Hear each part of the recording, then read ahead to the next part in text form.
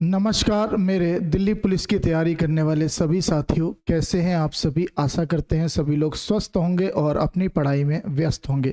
तो जैसा आप सभी को पता है कि मैं दिल्ली पुलिस के लिए एक बैच स्टार्ट कर रहा हूं, जिसमें मैं 40 दिन में पूरा कोर्स कंप्लीट कराऊंगा और आपको ये विश्वास दिलाता हूं कि मैं जितना भी आपको सिलेबस कराऊंगा, जब आप एग्जाम में बैठेंगे तो आपके 15 क्वेश्चन बिल्कुल उसी टाइप के देखने को मिलेंगे जो मैं आपको कराने वाला हूं। बेसिकली मैं क्या क्या करने वाला हूँ, जितने भी चैप्टर हैं, लगभग इसमें 25 चैप्टर जो है वो मैथ्स के पूछे जाते हैं। मैं एक बार सारे चैप्टर आपको बता देता हूँ। और जो मैं स्टार्ट करने वाला हूँ वो मेंसुरेशन से स्टार्ट करने वाला हूँ, क्योंकि मेंसुरेशन से 2 क्वेश्चन कंपलसरी दिल्ली पुलिस के एग्जाम में देखने को मिलते हैं, एक 2D के सवाल से और एक 3D के पोर्शन से। ठीक है, तो मेंसुरेशन में सबसे पहले स्टार्ट करूंगा, लेकिन उससे पहले एक बार आपको सिलेबस के बारे में जानकारी दे देते हैं कि मैं 40 दिन में कैसे पूरा सिलेबस कंप्लीट करने वाला हूं। तो सबसे पहले बात करें मेंसुरेशन की। हम सबसे पहले स्टार्ट कर रहे हैं मेंसुरेशन, यानी कि आपका क्षेत्र मिति। तो मेंसुरेशन में 2 चीजें हैं। मेंसुरेशन में एक आपका 2D होगा और एक आपका 3D होगा। अब ये पूरा मेंसुरेशन जो है मैं आपको 4 डे में कंप्लीट कराऊंगा। 4 दिन में पूरा मेंसुरेशन आपको कंप्लीट कराऊंगा, जिसमें अप्रॉक्स में 200 क्वेश्चन आपको देखने को मिलेंगे। 200 प्लस ही मिलेंगे, 200 से 220 या 240 भी हो सकते हैं। वो डिपेंड करता है कि किस किस टाइप के सवालों का लेवल थोड़ा सा बढ़ता जाएगा, उसी हिसाब से मैं क्वेश्चनों को ऐड करता जाऊंगा। जितने भी तरह के सवाल जो हैं वो दिल्ली पुलिस के कांस्टेबल के एग्जाम में पूछे जा सकते हैं, वो सारे के सारे क्वेश्चन मैं कराऊंगा। आपको केवल ये करना है कि मैं जो सिलेबस आपको करा रहा हूं उसको आपको 2 से 3 बार रिवाइज करते रहना है, ताकि चीजें आपके मेमोरी में सेट हो जाए। मेंसुरेशन कराने के बाद में मैं आपको दूसरा टॉपिक करवाऊंगा, नंबर सिस्टम, क्योंकि नंबर सिस्टम से भी एक क्वेश्चन 100% जो है वो एग्जाम में पूछा जाता है। और नंबर सिस्टम में टॉपिक बहुत सारे हैं। नंबर सिस्टम बहुत बड़ा एक चैप्टर है, जिसमें आप बहुत चीज़ें पढ़ने को मिलेंगी। आप फैक्टर्स पढ़ेंगे, आप डिविजिबिलिटी रूल पढ़ेंगे, आप रिमाइंडर थ्योरम पढ़ेंगे। आप उसमें बहुत सारी चीज़ें हैं, नंबर ऑफ जीरोज वगैरह हैं, यूनिट डिजिट वगैरह, टॉपिक बहुत सारे हैं। तो मैं इसको थोड़ा सा लेंदी लेकर चलूंगा और मैं ये कहूँगा कि इसमें हम 6 डेज में पूरा नंबर सिस्टम खत्म करेंगे। और 6 डेज में इसमें लगभग 250 क्वेश्चन हम करेंगे। ठीक है, 250 क्वेश्चन अगर करेंगे, 6 दिन लगने लाजमी सी बात है, कोई दिक्कत नहीं है, घबराना नहीं है, क्योंकि इंपॉर्टेंट टॉपिक है, इसलिए मैं इनको टाइम दे रहा हूँ। 6 और 4 10 दिन में हम 2 चैप्टर खत्म करेंगे, लेकिन दोनों से कंपलसरी है, फिक्स है कि यहां से आपको 3 से 4 सवाल देखने को मिल सकते हैं। तो ये इंपॉर्टेंट है, इसको आप टाइम दे सकते हैं नॉर्मली, कोई दिक्कत नहीं है। इसके बाद हम स्टार्ट करेंगे आपका तीसरा टॉपिक, सिंप्लीफिकेशन। सिंप्लीफिकेशन से भी एक क्वेश्चन एग्जाम में देखने को मिलता है, और सिंप्लीफिकेशन में बेसिकली एक दिन में पूरा कंप्लीट खत्म करा दूंगा आपको। और इसमें जो है सिंप्लीफिकेशन में मैं जो आपको क्वेश्चन कराने वाला हूं, लगभग 60 से 70 क्वेश्चन कराने वाला हूं। ठीक है, 60 से 70 क्वेश्चन देखने को मिलेंगे। इसके बाद बात की जाए चौथे चैप्टर की, जो आपका डेसिमल एंड फ्रैक्शन होने वाला है। Decimal and fraction, decimal fraction से भी एक क्वेश्चन बनता है, और ये भी मैं आपको एक दिन में कंप्लीट कराऊंगा। और इसमें भी लगभग जो क्वेश्चन होने वाले हैं अप्रॉक्स 60 प्लस क्वेश्चन होने वाले हैं। अब वो 60 भी हो सकते हैं, वो 65 भी हो सकते हैं, वो 55 भी हो सकता है, लेकिन अप्रॉक्स में 60 प्लस क्वेश्चन रहेंगे, और हम इसको एक ही दिन में खत्म करेंगे। इसके बाद बात की जाए आपके 5वें नंबर की क्लास, तो वो रहेगी आपकी सर्ट्स एंड इंडसेस की, क्योंकि इससे भी एक क्वेश्चन एग्जाम में देखने को मिल सकता है। 100% श्योर नहीं है, पर मिल सकता है। तो इसको भी मैं एक दिन में कंप्लीट करूंगा, और इसमें भी लगभग 70 प्लस क्वेश्चन आपको कराऊंगा। क्लासें थोड़ी सी लंबी रहेंगी, क्योंकि 40 क्लास में अगर मैं पूरा सिलेबस कंप्लीट करा रहा हूं तो एक क्लास लगभग 2 से 2.5 घंटे की देखने को मिल सकती है। तो आपको पेशेंसली सारी चीज़ें कवर करनी है, तो उसके लिए अच्छे से पूरा कोर्स करना जरूरी है। इसके बाद करें सर्ट्स एंड इंडेसेस के बाद हम करेंगे आगे की बात, और अगला चैप्टर हम करेंगे परसेंटेज। परसेंटेज में भी मैं आपको 2 दिन लूंगा। परसेंटेज में 2 दिन लेंगे, क्योंकि हम क्वेश्चन, नंबर ऑफ क्वेश्चन जो है वो थोड़े से ज़्यादा करेंगे, मतलब 100 प्लस क्वेश्चन करेंगे। 100, 110 भी हो सकते हैं, 120 भी हो सकते हैं। वो डिपेंड करता है कि प्रीवियस ईयर में किस किस टाइप के कितने क्वेश्चन पूछे गए, उसी टाइप के क्वेश्चन में ज़्यादा कराने का प्रयास करूंगा। इसके बाद हम अगला चैप्टर करेंगे इसी में, प्रॉफिट एंड लॉस। और प्रॉफिट लॉस भी आपको लगभग 2 दिन लगेंगे, क्योंकि प्रॉफिट लॉस से भी एक क्वेश्चन कंपलसरी आता ही आता है एग्जाम में, और इसमें भी मैं लगभग आपको 100+ क्वेश्चन कराऊंगा। इसके बाद बात की जाए तो अगला चैप्टर मैं कराने वाला हूं आपको, जिसका नाम है डिस्काउंट। और डिस्काउंट मोस्टली आपको देखने को मिलेगा कि मैं इसे एक दिन में कंप्लीट करा दूंगा। अगर नंबर ऑफ क्वेश्चन नहीं, 2 ही दिन ले लेते हैं हम, क्योंकि अच्छा चैप्टर है, एक क्वेश्चन बनता है तो 2 दिन ले लेते हैं, और इसमें भी मैं लगभग 70+ क्वेश्चन आपको कराऊंगा। अगर क्वेश्चन 70+ एक क्लास में हो गए तो अच्छी बात है, मोस्टली कोशिश करूंगा एक क्लास में कहानी खत्म हो जाए, लेकिन अगर 2 क्लास लगेंगी तो हम 2 क्लास में कर लेंगे। ये पहले आपके 8 चैप्टर हो गए। अब इसके बाद आगे की बात की जाए तो उसके बाद हम स्टार्ट करेंगे 9वें नंबर का चैप्टर, जिसका नाम होगा सिंपल इंटरेस्ट। और सिंपल इंटरेस्ट में भी आपको 2 दिन लगेंगे, क्योंकि इसमें भी आपको मोस्टली मैं कितने क्वेश्चन कराने वाला हूं, इसमें भी आपको मैं कराने वाला हूं अप्रॉक्स में 80+ क्वेश्चन। तो 2 क्लास लग जाएंगे, एक क्लास में 40 क्वेश्चन है। बाकी जो इंपॉर्टेंट टॉपिक हैं उन पर मैं वीडियो बनाता रहता हूं, वो आप देखते रहना यूट्यूब पर। जैसे अभी मैंने सिंपल इंटरेस्ट के इंस्टॉलमेंट की एक क्लास बनाई, जिसमें इंस्टॉलमेंट के 10 से 12 क्वेश्चन कराए, तो उनको भी आप देखते रहना, उससे भी चीज़ें आप सीखोगे। और मैं यूट्यूब पर जो वीडियो बनाता हूं वो भी एग्जाम के पॉइंट ऑफ व्यू से बहुत इंपॉर्टेंट होती है, उसको आप देखते रहिएगा। इसके बाद 10वां हम चैप्टर पढ़ेंगे कंपाउंड इंटरेस्ट, और इसमें हम जो चीज़ें हैं वो 2 दिन में कवर करेंगे पूरा। जिस भी टाइप के सवाल दिल्ली पुलिस के पेपर में आते हैं, और इसमें भी मैं लगभग आपको 80+ क्वेश्चन कराऊंगा। तो अभी तक हमने कितना समय ले लिया इस पर बात करेंगे। पहले थोड़ा सा देख लेते हैं कि 6 और 4 10, 11 12 13 14 15 16 17 18 19 20 21 22 23, यानी 23 दिन में हमने मेन 10 चैप्टर खत्म कर लिए। अब आगे बात करेंगे 11वें नंबर का चैप्टर आएगा आपका रेशियो। और रेशियो में ज़्यादा क्वेश्चन करने वाले हैं नहीं, मतलब सिंपली प्रॉपर्टियां हैं, उसको आपको समझना है, और एक दिन में पूरी कंप्लीट करेंगे, और लगभग मैं 60+ क्वेश्चन कराऊंगा। ठीक है, रेशियो में 60 नहीं, थोड़ा सा कम कर देते हैं, 50 क्वेश्चन ले लेते हैं।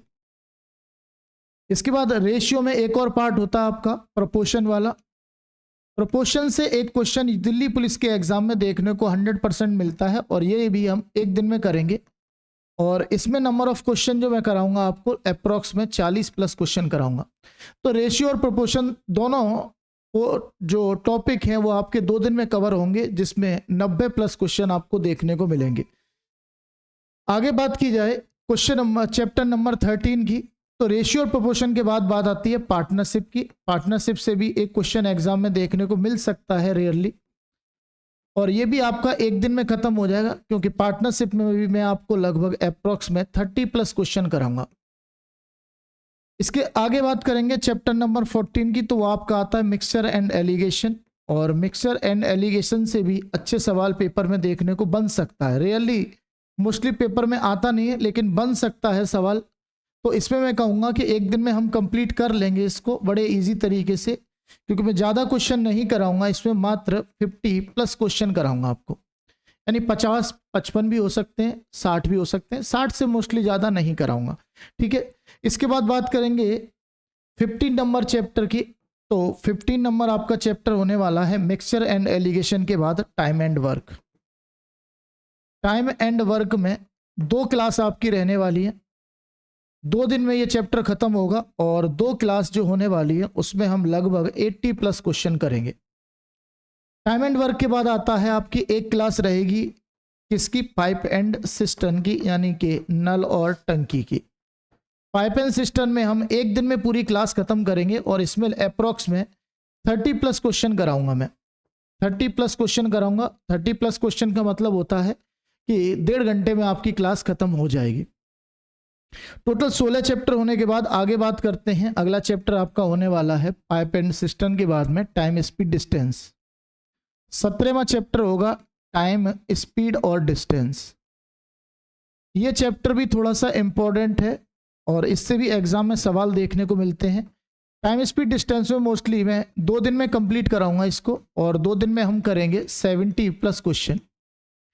ठीक है, टाइम स्पीड डिस्टेंस में काफ़ी चीज़ें हैं जो एग्जाम में पूछी जा सकती है। ट्रेन वाले सवाल भी पूछे जा सकते हैं, रेस वाले क्वेश्चन भी पूछे जा सकते हैं, तो उन क्वेश्चनों को भी मैं थोड़ा सा अलग कर देता हूँ। ठीक है, ये क्लास थोड़ी सी अलग अलग कर देते हैं। इसकी 2 क्लास में मैं 60 क्वेश्चन रखता हूँ आपके सामने, जबकि एक क्लास और अलग कर देते हैं हम, ट्रेन वाले सवाल अलग करा देंगे, और ट्रेन वाले सवालों में मोस्टली एक दिन लूँगा मैं, ज़्यादा नहीं लूँगा आपका, एक दिन में कंप्लीट हो जाएगा ये, और इसमें हम करेंगे 40+ क्वेश्चन। ठीक है, एक दिन में आराम से इजी से हो जाएगा क्योंकि सिंपल सा टॉपिक है। 19 डेज में कराऊंगा मैं रेस आपका दौड़ वाले सवाल, और दौड़ वाले सवाल भी एक दिन में कंप्लीट हो जाएंगे क्योंकि इसमें मोस्टली मैं ज़्यादा क्वेश्चन नहीं कराने वाला, मतलब 25 से 30 क्वेश्चन आपको कराने वाला हूँ। इसके बाद बात करते हैं 20 नंबर चैप्टर की। तो 20 नंबर चैप्टर में आपका आता है रेस के बाद क्या हो गया, कौन कौन से चैप्टर रह गए एक बार देख लेते हैं।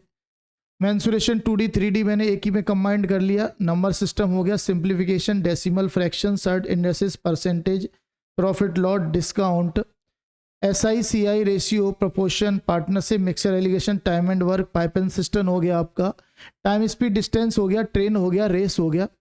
अब जो बचा मेरे पास DI बच गया। DI से भी एक क्वेश्चन एग्जाम में आता है, तो DI में आपको 2 दिन लेने वाला हूं क्योंकि 2 दिन में DI के करीबन आपको 60+ क्वेश्चन कराऊंगा, क्योंकि एक सवाल DI से बनता ही बनता है पेपर में, तो आपको DI पढ़नी चाहिए क्योंकि इंपॉर्टेंट है थोड़ा सा। इसके बाद बात करें 21, तो ज्योमेट्री से एक आध सवाल बन सकता है, तो ज्योमेट्री में आपको कोशिश करूंगा कि एक दिन में ही कंप्लीट करा दूं क्योंकि बेसिक बेसिक प्रॉपर्टी की चीज़ें पूछी जाती हैं, ज़्यादा डीपली जाता नहीं है, तो मैं केवल बेसिक बेसिक चीज़ें करा दूंगा, 40+ क्वेश्चन आपको करा दूंगा उसमें। ठीक है, इसके बाद बात करेंगे थोड़ा बहुत जो पोर्शन है वो अलजेब्रा का भी एग्जाम में देखने को मिल सकता है, तो अलजेब्रा से भी मैं एक दिन में ही कंप्लीट करा दूंगा। बेसिक बेसिक जो भी क्वेश्चन है आपको वो 40 क्वेश्चन के आसपास मैं एक ही दिन में करा के वो प्रॉपर्टी खत्म कर दूंगा। बेसिकली इसमें मैं आपको ज़्यादा डीपली नहीं ले जाऊंगा क्योंकि डीपली क्वेश्चन पूछता भी नहीं है आपसे। दिल्ली पुलिस कांस्टेबल के एग्जाम में बहुत बेसिक बेसिक चीज़ें पूछी जाती है, तो मैं इनमें आपको प्रीवियस ईयर में जो सवाल आए वही करा दूंगा, बहुत है, मोस्ट सफिशियंट है आपके लिए। इसके बाद बात करेंगे, एक पोर्शन आपका आ जाता है टिग्नोमेट्री का, तो टिग्नोमेट्री भी मैं एक ही दिन में पढ़ा दूंगा, लगभग 2 घंटे की क्लास में बहुत कुछ चीज़ें कवर हो जाएंगी क्योंकि बेसिक बेसिक प्रॉपर्टी पूछता है, तो यहाँ पर भी मैं आपको 50+ क्वेश्चन करा के ख़त्म कर दूंगा। तो आपने देखा कि पूरे सिलेबस में 23 चैप्टर आपको देखने को मिले, हाँ सॉरी एक चैप्टर और रह गया आपका, 24वां चैप्टर और रह गया जिसका नाम है भाई मेरे क्या, एवरेज। एवरेज हमने छोड़ दिया, एवरेज में भी एक क्लास कंप्लीट कर लेंगे। बेसिकली तो एवरेज थोड़ा सा बड़ा चैप्टर है, 2 दिन लग सकते हैं इसमें क्योंकि एवरेज में लगभग 90+ क्वेश्चन आपको करने पड़ेंगे। एवरेज अच्छा कोई चैप्टर है और उसमें काफ़ी टाइप के क्वेश्चन बनते भी हैं।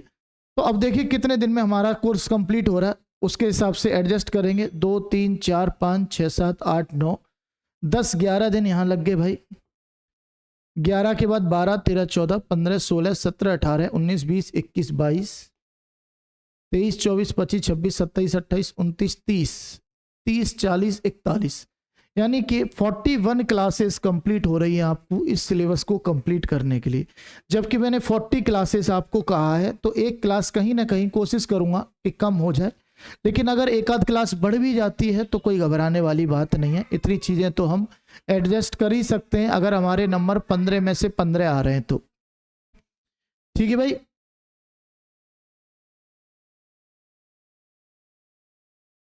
चलिए तो स्टार्ट करेंगे आज पहले चैप्टर से, और उस चैप्टर का नाम होने वाला है आपका क्या, मेंसुरेशन 2D। फिलहाल हम स्टार्ट करेंगे 2D से, और पहले 2 दिन हम 2D पढ़ेंगे, बाकी आखिरी के 2 दिन हम 3D पढ़ेंगे। अभी फिलहाल फर्स्ट क्लास है, तो फर्स्ट क्लास में मैं आपको स्टार्ट कराने वाला हूं त्रिभुज पर आधारित प्रश्न, यानी ट्राइंगल पर।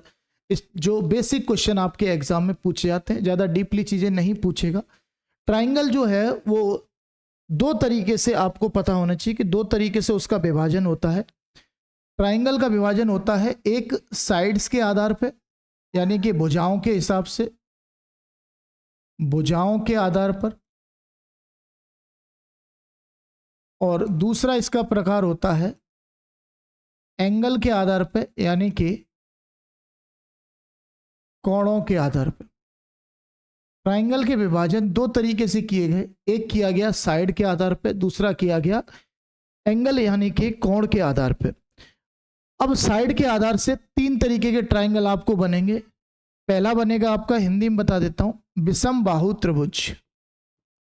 विषम बाहु त्रिभुज का क्या मतलब होता है, विषमबाहु त्रिभुज का मतलब होता है जिसकी तीनों भुजाएं जो होंगी वो अलग अलग होंगी। जैसे मैंने एक ट्राइंगल आपके सामने बनाया और इस ट्राइंगल में ये साइड अगर ए है, ये साइड अगर बी है और ये साइड अगर सी है और तीनों भुजाएं अलग अलग हैं, मतलब A does not equal to B does not equal to C है, तो आप ये कहेंगे ये एक ट्राइंगल जो है एक विषमबाहु त्रिभुज है, यानी कि स्केलस ट्राइंगल है।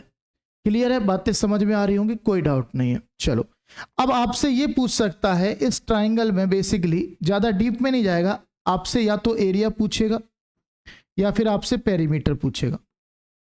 बाकी हम सारी चीज़ें जो हैं वो क्वेश्चन के आधार पे बताता चलूँगा आपको, जैसे जैसे क्वेश्चन आते जाएंगे मैं चीज़ें आपको क्लियर करता चलूँगा। फिलहाल मैं ट्राइंगल की प्रॉपर्टी बता रहा हूँ कि कौन से ट्राइंगल में क्या चीज़ आपको मोस्टली पूछ सकता है। तो मैंने कहा एक विषमबाहु त्रिभुज में आपसे पूछ सकता है कि उसका एरिया कितना होगा और उसका पेरीमीटर कितना होगा। तो एरिया जो हम निकालते हैं किसी भी विषमबाहु त्रिभुज का, तो हम उसमें हीरोज फॉर्मूला लगाते हैं। हीरोज फॉर्मूला आप बचपन से पढ़ते चले आ रहे हैं। हीरोज फॉर्मूला क्या होता है तो मैं आपको लिख कर बताऊंगा। हीरोज फॉर्मूला होता है under root S, S minus A, S minus B और एस माइनस सी, जहां पर एस जो होता है ये सेमी पेरीमीटर होता है, यानी कि अर्ध परिमाप होता है। सेमी पेरीमीटर मतलब अर्ध परिमाप। अर्ध परिमाप का मतलब क्या हो गया कि तीनों भुजाओं के योग का आधा, तीनों भुजाओं के योग का आधा, ये एस की वैल्यू होती है यहां पर। सिंपल है। जबकि पेरीमीटर क्या होता है? पेरीमीटर मतलब पूरा परिमाप। परिमाप का मतलब पूरी परिक्रमा लगा दो इस ट्राइंगल की, यानी यहां से स्टार्ट करो और लौट कर चलकर यहीं पर आ जाओ, तो पूरी परिक्रमा हो गई इस ट्राइंगल की, यानी कि तीनों भुजाओं का योग मेरा क्या कहलाएगा? पेरीमीटर कहलाएगा, परिमाप कहलाएगा। सिंपल है। चलिए, तो हीरोज फॉर्मूला से हम क्या करेंगे कि एक विषमबाहु त्रिभुज के क्षेत्रफल को निकालने की प्रयास करेंगे।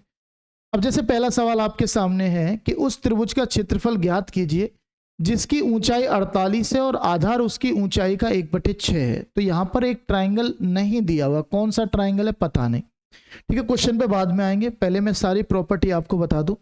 विषमबाहु त्रिभुज के बाद में बात करेंगे हम दूसरे टाइप का जो त्रिभुज होता है, समद्विबाहु त्रिभुज।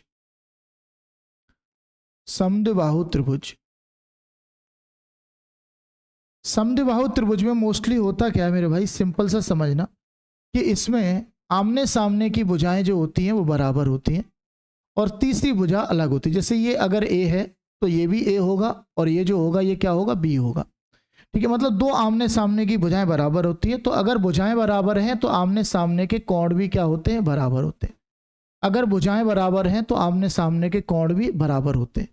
अब इसमें समद्विबाहु त्रिभुज में आपसे एरिया पूछ सकता है, तो एरिया के लिए आपको मोस्टली करना क्या है कि इसमें भी आपको ज़्यादा डीप ना जाकर हीरोज फॉर्मूला लगाना है। बाकी एक ट्रिक और होती है इसकी, एक फॉर्मूला भी है इसका, लेकिन फॉर्मूला मैं आपको कहूँगा नहीं कि आप उस फॉर्मूले को याद करो, क्योंकि पहले से ही बहुत सारे फॉर्मूले हैं, तो आप कितने फॉर्मूले याद करोगे। आप जो है इसको भी हीरोज फॉर्मूला से कर सकते हो। हीरोज फॉर्मूला से क्या बनेगा? सवाल देखिए, मैं इसका फॉर्मूला आपको बना के दिखा देता हूँ। मैं कहूँगा कि एस जो होगा वो तीनों भुजाओं के योग का, तीनों भुजाओं के योग का आधा होगा। तो ये भी ए, ये भी ए, ये भी ए, तो ये हो जाएगा 2a + b/2।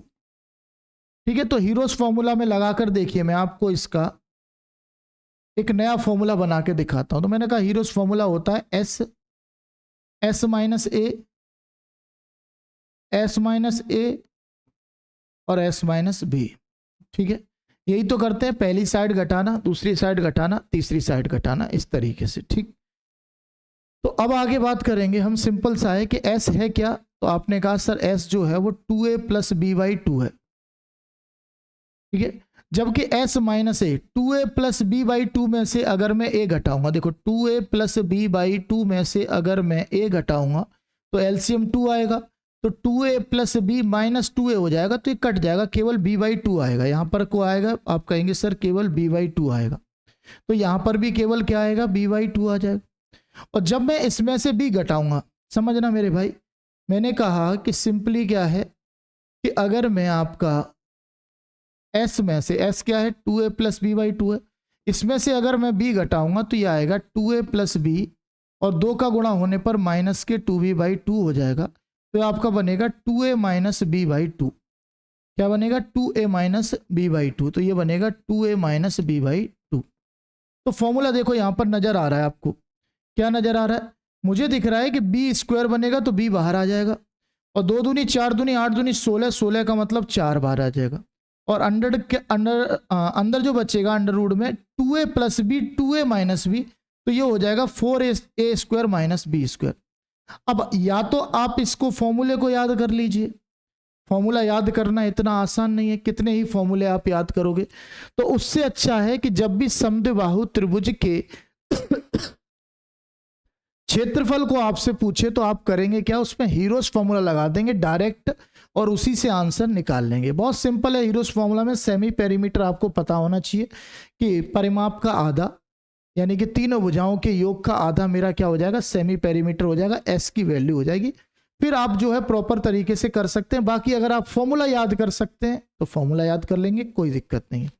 ठीक है भाई, समझ गए होगे बातों को। अब मैं आगे बात करूंगा। तीसरे टाइप का और ट्राइंगल होता है आपका, जिसको हम कहते हैं समबाहु त्रिभुज। क्या कहते हैं? समबाहु त्रिभुज।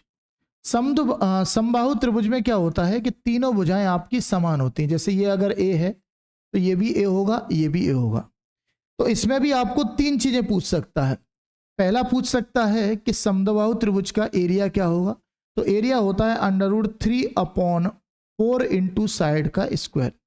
और जबकि दूसरी चीज पूछ सकता है कि इसकी हाइट क्या होगी, ये वाली हाइट। तो हाइट होगी आपकी बराबर में √3/2 इंटू साइड। और तीसरा अगर आपसे पेरीमीटर पूछता है तो पेरीमीटर जो हो जाएगा 3 टाइम ऑफ साइड हो जाएगा, यानी तीनों भुजाओं का योग हो जाएगा। तो अगर ए है तो ये 3a हो जाएगा। तो इससे क्वेश्चन जो है मोस्टली ज्यादातर आपके एग्जाम में देखने को मिल सकते हैं।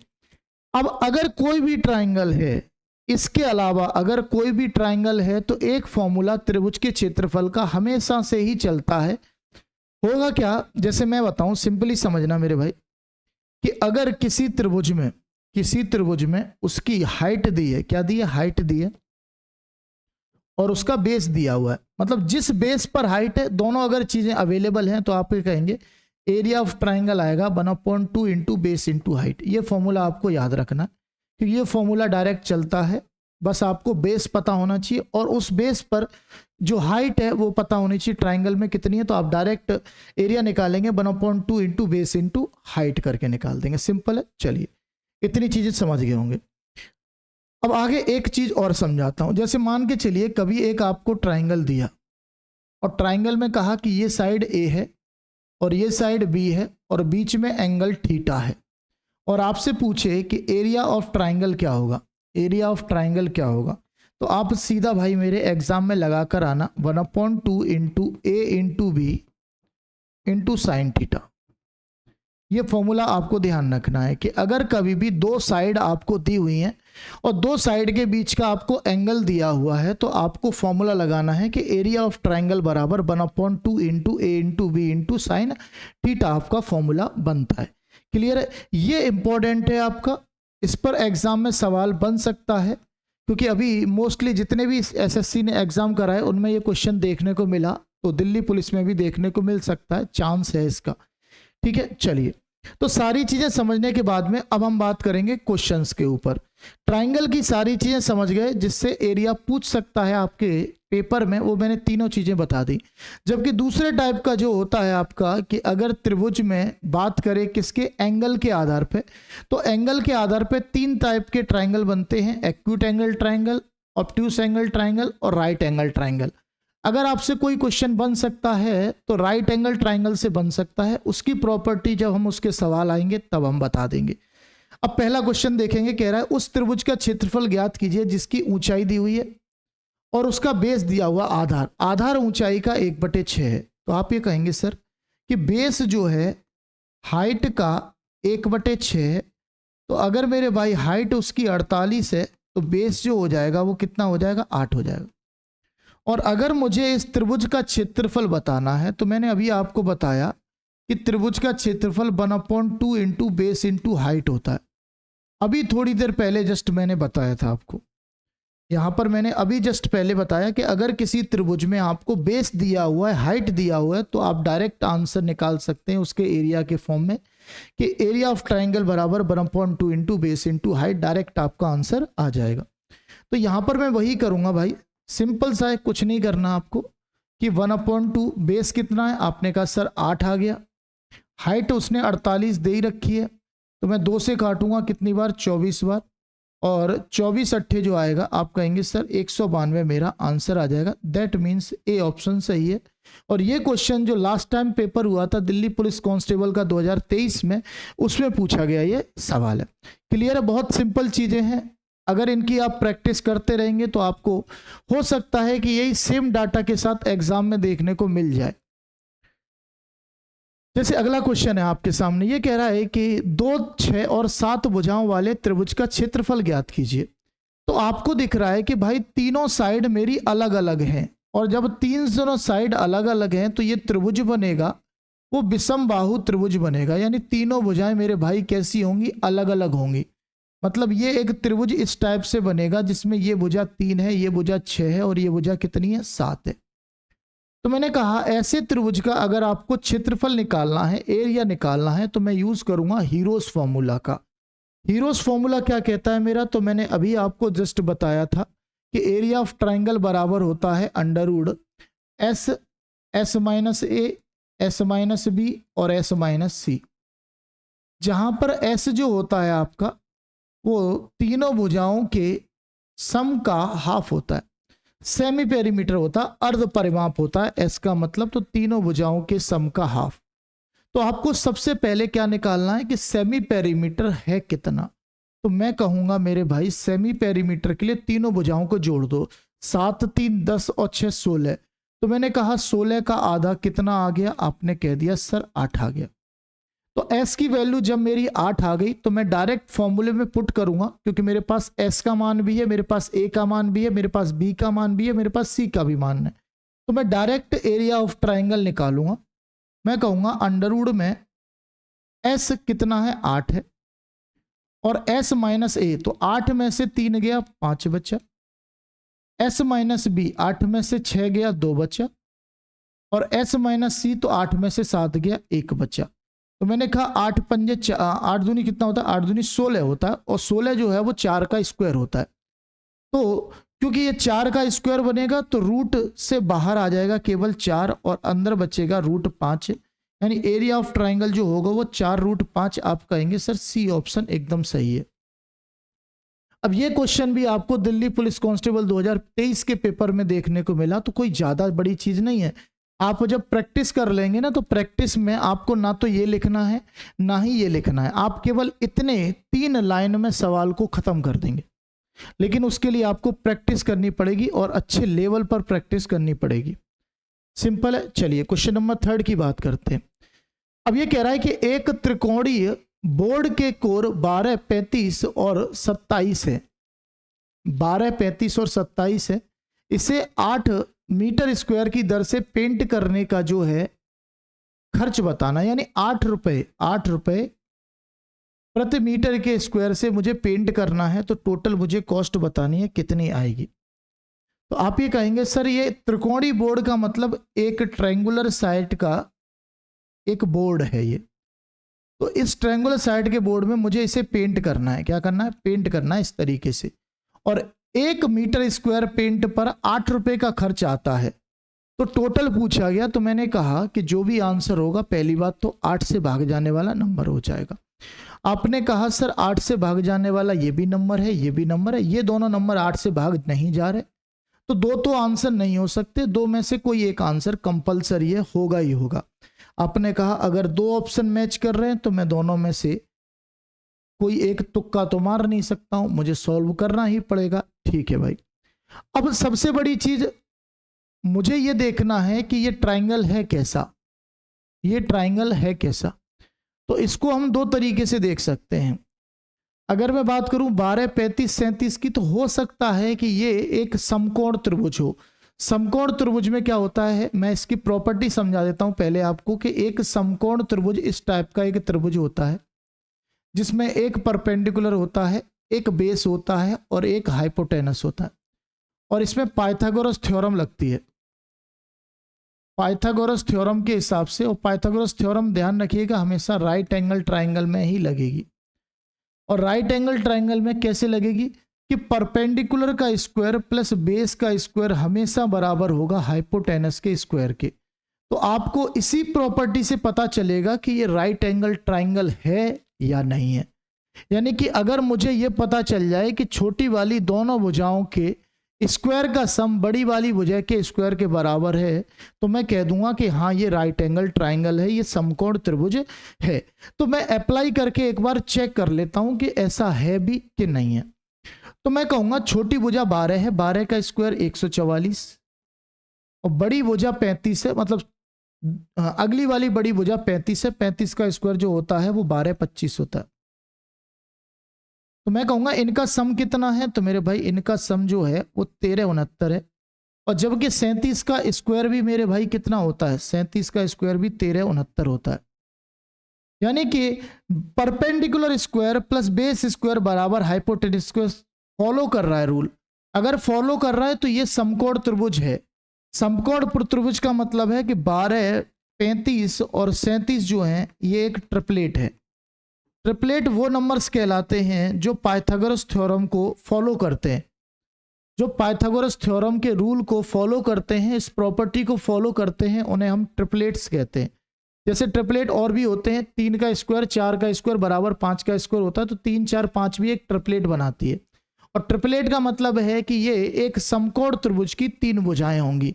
समकोण त्रिभुज की 3 भुजाओं में क्या होगा कि छोटी वाली दोनों भुजाओं में से हम बेस और परपेंडिकुलर निकालेंगे, जबकि बड़ी भुजा हमारी हाइपोटेनस होगी। अब बात करूं कि एक समकोण त्रिभुज का क्षेत्रफल कैसे निकालते हैं, तो समकोण त्रिभुज का क्षेत्रफल आता है 1/2 इंटू बेस इंटू परपेंडिकुलर। क्योंकि यहां पर समकोण त्रिभुज में ये परपेंडिकुलर ही मेरा हाइट का काम करता है। तो बड़ा आसान हो गया सवाल। अगर मुझे जैसे ही पता चला कि ये एक समकोण त्रिभुज है, तो मैं कहूंगा कि 1/2, अब बेस अगर 12 है तो हाइट 35 होगी, और अगर बेस 35 है तो हाइट 12 होगी। यानी मल्टीप्लाई केवल 12 और 35 का ही होना है। तो मैं 2 से काटूंगा 6 बार, और 35 6 कितना होता है, ठीक है। तो आपने कहा 35 6 कितना हो जाएगा, 35 दूनी 70, यानी 210 हो जाएगा। यानी कि एक त्रिभुज का जो एरिया होगा वो 210 मीटर स्क्वायर का, 210 वर्ग मीटर का एरिया हो जाएगा।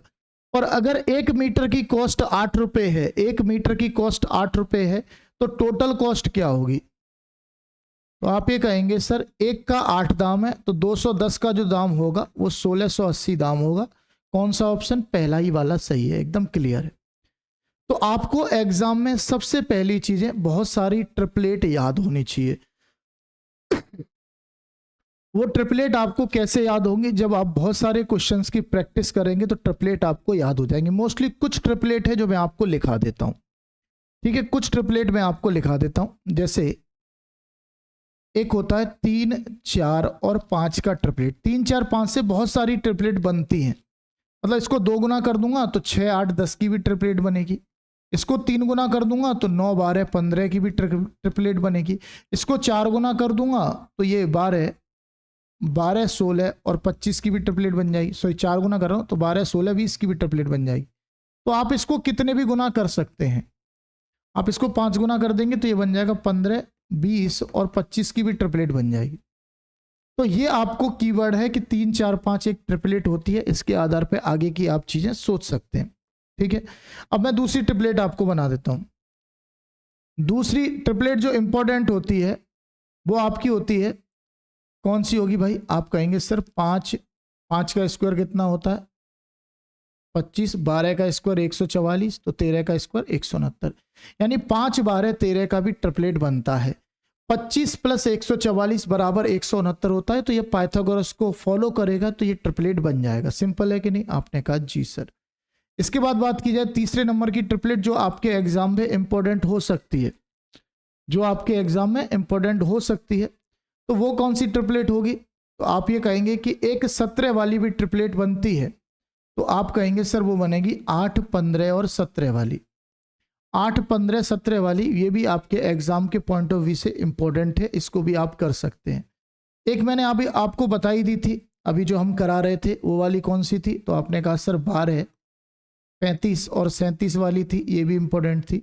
इसके बाद एक और है 9, 40 और 41 वाली ट्रिपलेट भी आपके लिए इंपॉर्टेंट है, इसको भी आप पढ़ के जा सकते हैं। बाकी जितनी भी ट्रिपलेट हैं आपको एग्जाम के पॉइंट ऑफ व्यू से, आपको जब प्रैक्टिस करेंगे बहुत सारे क्वेश्चन की, वहां पर देखने को मिल जाएंगे। आपको केवल चेक ये करना है कि छोटी वाली दोनों भुजाओं का स्क्वायर का सम क्या बड़ी वाली भुजा के स्क्वायर के सम के बराबर है।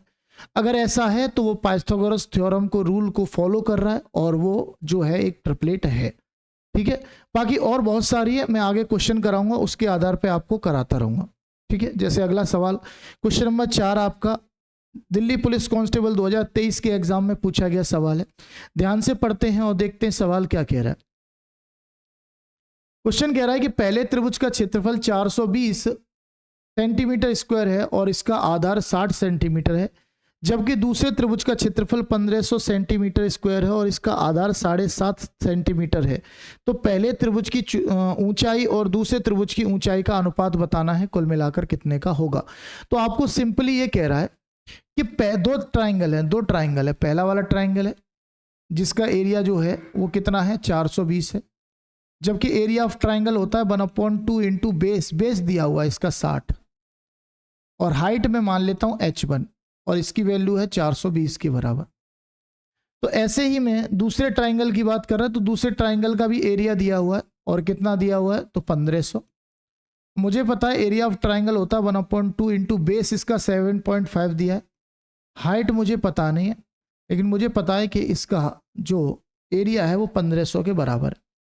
तो मैंने कहा पहले वाले के हिसाब से ये प्रॉपर्टी है, दूसरे वाले के हिसाब से ये प्रॉपर्टी है, मुझे दोनों हाइट का रेशियो निकालना है, तो मैं इन दोनों का डिवाइड कर दूंगा। डिवाइड करने पर होगा क्या, ये 1/2 से 1/2 कट जाएगा और मेरे पास आएगा 60 into h1 upon 7.5 into h2 बराबर 420/1500, ये आपके पास आ जाएगा। तो आप ये कहेंगे सर पॉइंट हटाएंगे, जीरो लगाएंगे, 75 से कट जाएगा ये 20 बार और 60 से कट जाएगा ये 7 बार। तो आप ये कहेंगे दोनों हाइट का जो रेशियो आएगा वो बहुत सिंपल है, 7 और 20 का आ जाएगा। क्या हमारा आंसर सही है? 20 आ रहा है कि 200 आ रहा है? अच्छा ये 1500 था, ठीक है, ये 1500 था तो एक जीरो बढ़ जाएगा यानी कि 200 आएगा। ठीक है, 7:200 मेरा आंसर आ जाएगा, दोनों हाइट का रेशियो 7 और 200 का आ जाएगा। समझ में आ गई बात है? मैंने कहा ये 1500 था, जब मैं पॉइंट हटाऊंगा तो एक जीरो और बढ़ जाएगा, 15,000 हो जाएगा, 75 से काटूंगा 200 बार तो 7 और 200 का रेशियो आ जाएगा।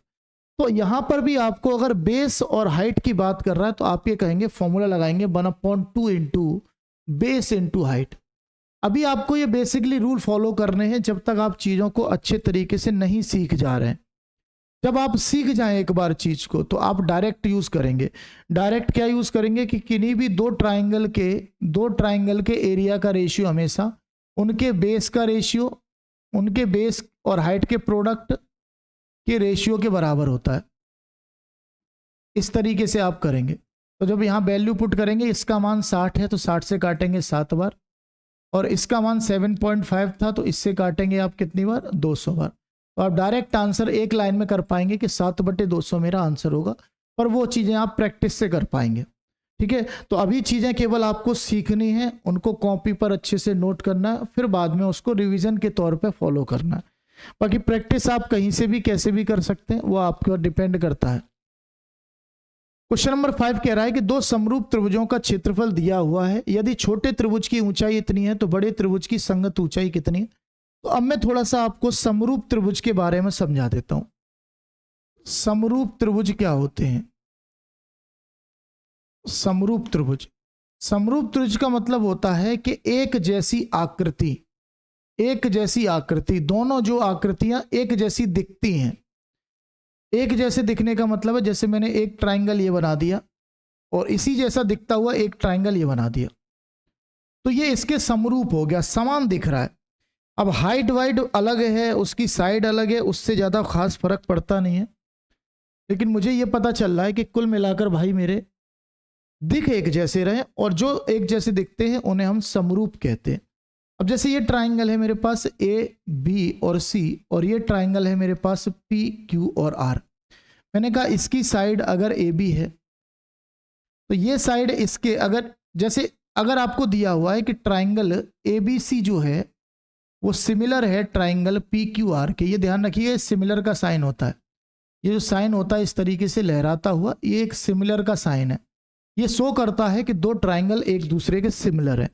तो जब ये आपको सामने लिखा होगा ना, तो इस लिखे होने का बहुत बड़ा महत्व है। महत्व मतलब ये होगा कि ए बी जो है वो पी क्यू के सिमिलर होगी, बी सी जो है वो क्यू आर के सिमिलर होगी, और ए सी जो है वो पी आर के सिमिलर होगी। एक एक वर्ड का मतलब होगा यहाँ पर, एक एक चीज जो अक्षर लिखा हुआ उसका एक मतलब होगा कि ए बी जो है वो सिमिलर होगी पी क्यू के। तो मैंने कहा कि ए बी जो है वो सिमिलर होगी पी क्यू के, यानी जो रेशियो ए बी और पी क्यू का होगा वही रेशियो बी सी और क्यू आर का होगा। इसका बी सी और क्यू आर का, तो मैंने कहा बी सी और क्यू आर का वही रेशियो होगा, और वही सेम रेशियो ए सी और पी आर का होगा, ए सी और पी आर का होगा। आपने कहा जी सर, बातें समझ में आ गई। और यही सेम रेशियो जो रहेगा वो perimeter of triangle A B C और perimeter of triangle P Q R का रहेगा, यानी कि दोनों ट्राइंगल के जो परिमाप है उनका भी रेशियो वही रहेगा जो रेशियो इनकी साइड का होगा। जबकि अगर मैं बात करूं इसके त्रिभुज के क्षेत्रफल के बारे में, तो इसका जो क्षेत्रफल होगा, क्षेत्रफल इनके जो क्षेत्रफलों का अनुपात होगा वो इनकी भुजाओं के वर्ग के अनुपात के बराबर होगा। इनकी भुजाओं का जो भी अनुपात होगा उसके वर्ग के अनुपात के बराबर इन त्रिभुजों के क्षेत्रफलों का अनुपात होगा। सिंपल बातें समझ में आ गई। आप ये भी कह सकते हैं कि अगर पेरीमीटर का अनुपात दिया हुआ है, तो पेरीमीटर के अनुपात का वर्ग कर सकते हैं, तब भी आपका एरिया का वर्ग का रेशियो मिल जाएगा। एरिया के त्रिभुज के जो एरिया आएंगे उनका रेशियो मिल जाएगा अगर आप पेरीमीटर का स्क्वायर करके रेशियो निकाल देते हैं तो ये प्रॉपर्टी है किसकी, समरूप त्रिभुज की। बस बेसिकली क्या है, यहाँ पहचानना होता है। कभी कभी पेपर में क्या कर देता है, कभी कभी पेपर में इस तरीके से कर देता है कि triangle A B C similar कर देता है ट्राइंगल पी आर क्यू। तो अब इस केस में बदलता क्या है कि ए बी जो है वो पी आर के सिमिलर हो जाता है, मतलब ट्राइंगल की सिचुएशन बदल जाएगी। ट्राइंगल अब ऐसे नहीं बनेगा, ट्राइंगल ऐसे बनेगा कि जब मैं पी आर क्यू बनाऊंगा तो पी यहाँ आएगा, क्यू आर के सामने बी के सामने आर आएगा, और सी के सामने क्यू हो जाएगा। ए के सामने पी हो जाएगा, बी के सामने आर हो जाएगा, सी के सामने क्यू हो जाएगा। तो ये चीजें लिखी हुई बहुत डिपेंड करती हैं वहां पर कि किस तरह चीज को कैसे लिखा गया है। और अब जो रेशियो बनेगा वो ये बनेगा कि A B upon P R बराबर B C upon R Q बराबर A C upon P Q.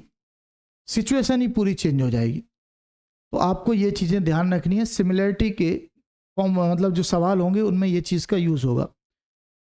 अब जैसे मैं इसको यूज करने वाला हूं, कह रहा दो समरूप त्रिभुजों का क्षेत्रफल दिया हुआ है, यदि छोटे त्रिभुज की ऊंचाई इतनी है तो बड़े त्रिभुज की ऊंचाई क्या होगी। तो मैंने कहा जो उनकी साइड का रेशियो होगा वही उनके पेरीमीटर का रेशियो होगा, और वही उनके हाइट का भी रेशियो हो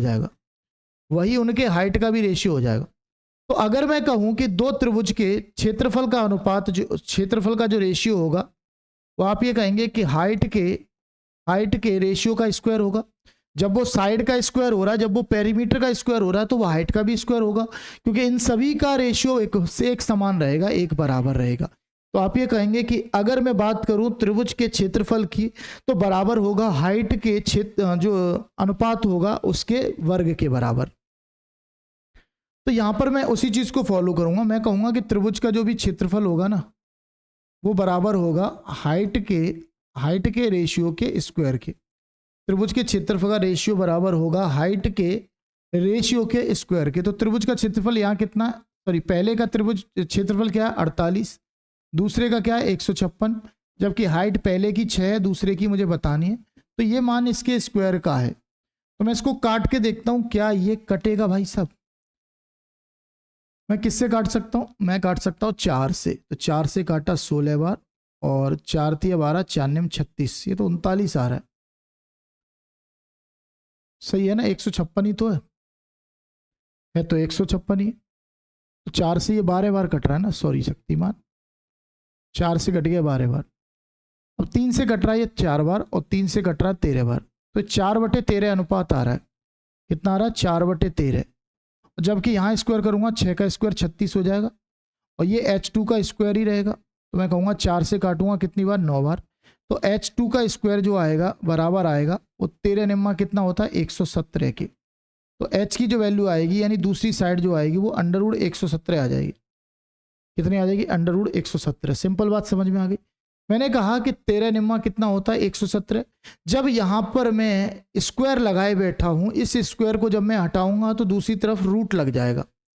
क्या लग जाएगा, रूट लग जाएगा। तो रूट में कितना आ जाएगा, 117 मेरा आंसर आ जाएगा। समझ में आ गई होंगी आपको सिमिलरिटी की प्रॉपर्टियां, कोई दिक्कत नहीं, कोई समस्या नहीं।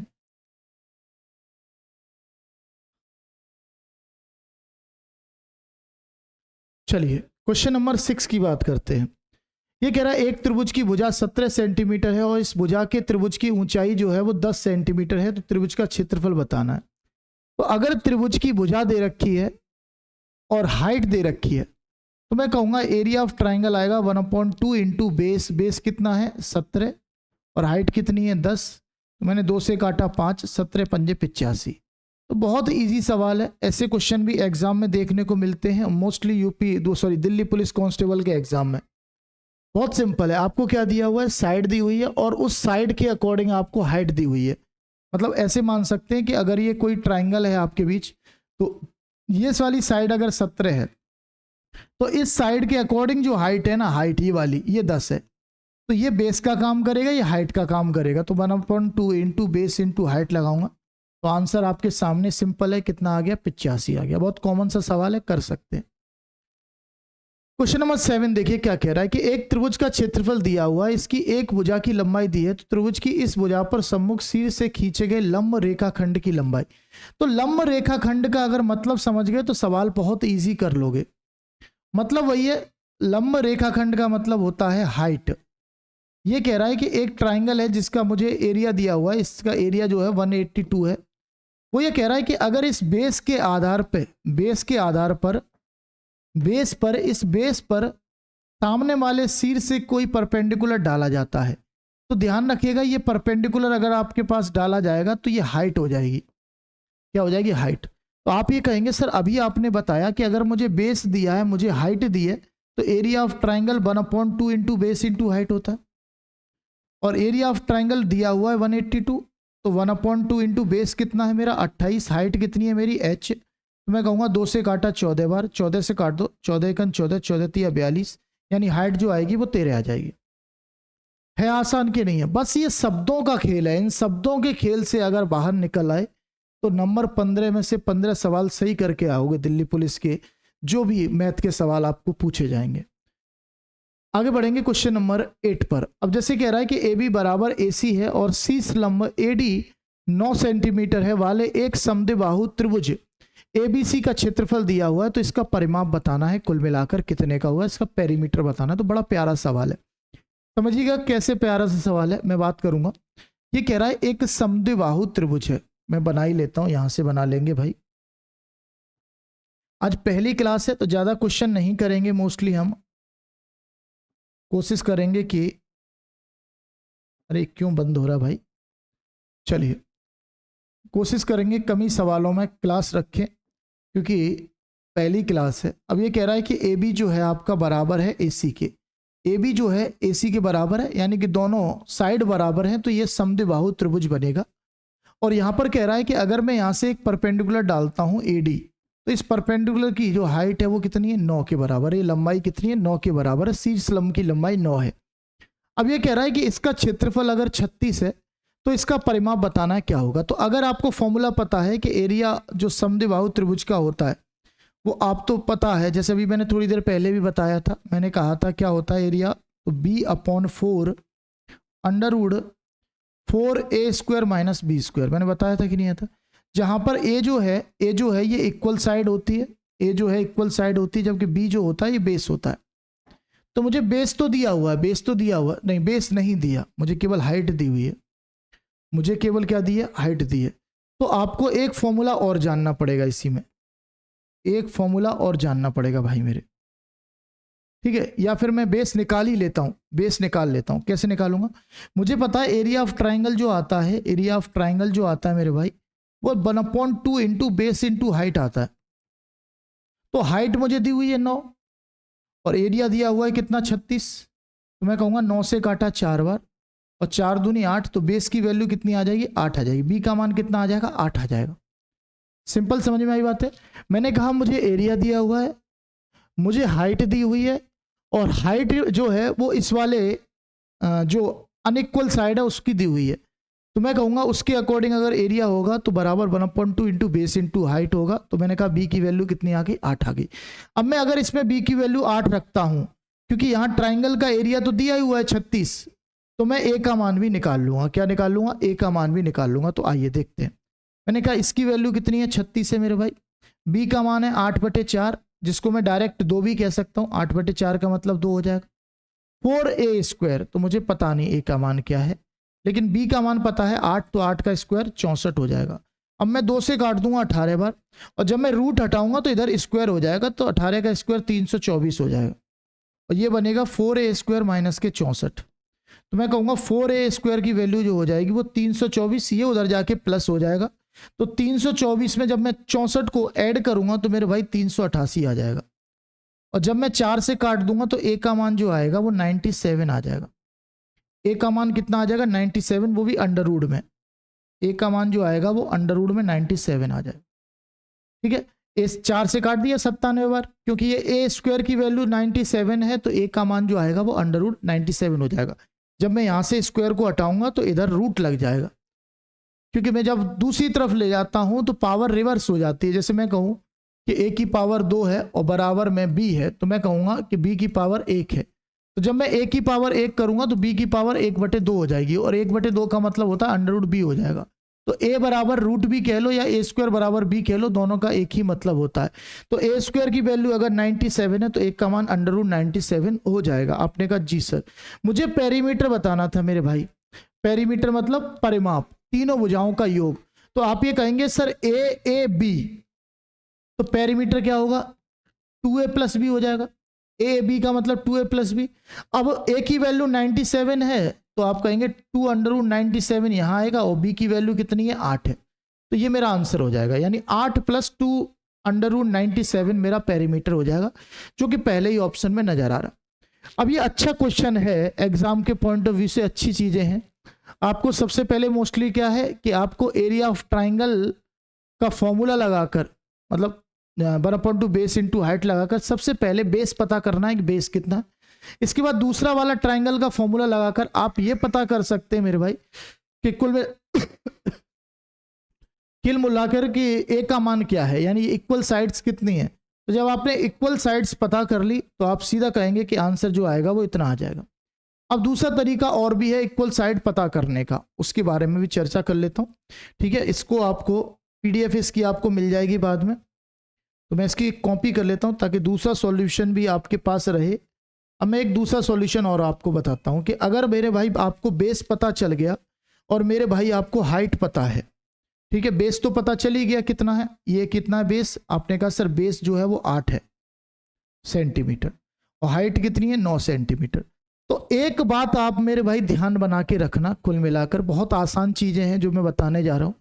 वो ये है, नियम है, एक रूल है, एक सिंपल सा, कि कभी भी समद्विबाहु त्रिभुज में हम एक परपेंडिकुलर इस पर डालते हैं बेस पर, तो ये बेस को हमेशा 2 इक्वल पार्ट्स में डिवाइड करता है। यानी ये 8 है तो ये भी 4 होगा और ये भी कितना होगा 4 होगा और ये 90 डिग्री का एंगल बनाएगा। तो मैं कहूंगा कि ये राइट एंगल ट्राइंगल एक आपको नजर आ रहा होगा। क्या नजर आ रहा होगा मेरे भाई? एक आपको राइट एंगल ट्राइंगल नजर आ रहा होगा, ये वाला दिख रहा है कि नहीं? आपने कहा जी सर राइट एंगल ट्राइंगल नजर आ रहा है। तो मैं कहूंगा इसमें पाइथागोरस थ्योरम लगा देते हैं। तो मैं ये कहूंगा कि ये हाइपोटेनस है, ये परपेंडिकुलर है और ये बेस है। तो मैं कहूंगा हाइपोटेनस यानी a का स्क्वायर बराबर अंडर रूट बेस यानी 4 का स्क्वायर और परपेंडिकुलर यानी 9 का स्क्वायर। तो ये आएगा आपका 16 + 81 यानी कि अंडर रूट 97।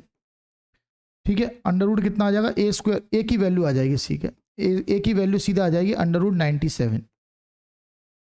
मैंने कहा अंडर रूट 97 ये आ गया, अंडर रूट 97 ही ये है, तो दोनों को जोड़ूंगा 2 अंडर रूट 97 और 8 ये है, तो आंसर आएगा 8 + 2√97। तो सवाल मेरा और आसान हो गया। सवाल मेरा और आसान हो गया। लेकिन मुझे दोनों ही चीज़ें आपको समझानी थी, दोनों ही चीज़ें सिखानी थी, इसलिए मैंने आपको दोनों ही तरीके बताए। आप इस तरीके से भी सवाल को कर सकते हैं एरिया ऑफ ट्रायंगल का यूज़ करके। आप इस तरीके से इस प्रॉपर्टी, इस थ्योरम को समझ के भी कर सकते हैं कि कभी भी एक समद्विबाहु त्रिभुज में जब मैं शीर्ष से लंब डालता हूं तो लंब जो है वो बेस को दो इक्वल पार्ट्स में डिवाइड करता, पर ये होता केवल समद्विबाहु त्रिभुज में ही है। ठीक है, आइसोस्केल ट्रायंगल में ही होता है और किसी में नहीं होता, ध्यान रखिएगा।